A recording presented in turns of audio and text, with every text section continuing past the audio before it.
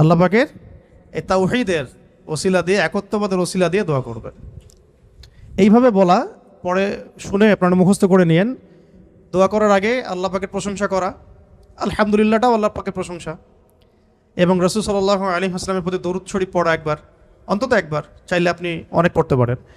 এরপরে যে বিষয়টা আপনি চাচ্ছেন তার আগে বলা যে আল্লাহুম্মা ইন্নী আসআলুকা, আল্লাহুম্মা ইন্নী আসআলুকা বিআন্নী, আগে বলে নেই, আল্লাহুম্মা ইন্নী আসআলুকা বিআন্নী আশহাদু আন্নাকা আনতাল্লাহ লা ইলাহা ইল্লা আনত আল আহাদ আস-সামাদ আল্লাযী লাম ইয়ালিদ ওয়া লাম ইউলাদ ওয়া লাম ইয়াকুল লাহু কুফুয়ান আহাদ। সূরা ইখলাস যে জানে সে এটা সহজেই বলতে পারবে। আল্লাহুম্মা ইন্নী আসআলুকা বিআন্নী আশহাদু আন্নাকা আনতাল্লাহ লা ইলাহা ইল্লা আনতাল আহাদ আস-সামাদ